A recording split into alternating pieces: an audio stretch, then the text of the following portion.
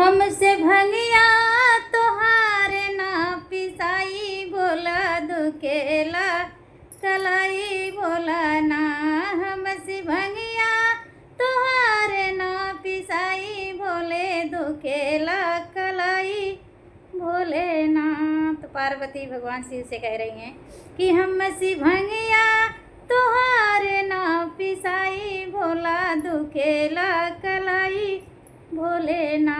हमसी भंगिया तोहार ना पिसाई भोला खेला कलाई भोला ना। जब से लागेगा सवनवा तब से पिए ज्यादा भंगी। जब से लागेगा सवनवा तब से पिए ज्यादा भंगिया ज्यादा पिए ज्यादा भंगिया तब से पिए ज्यादा भंगिया। हमसे 3 जून भंगिया ना पिसाई भोले दुखेला कलाई भोले ना। हमसे जून भंगिया ना पिसाई भोला केला कलाई भोले ना। हमसे भंगिया तोहार ना पिसाई भोला दुखेला कलाई भोला ना। एक तो सावन के फुहार बरस धानी रंग चुन। एक तो पावन के फुहार बरस धानी रंग चुनरिया। एक तो धानी रंग चुनरिया बीज धानी रंग चुनरिया। हमरे सर्दी बुखार होई जाई भोले दुखेला कलाई भोले ना।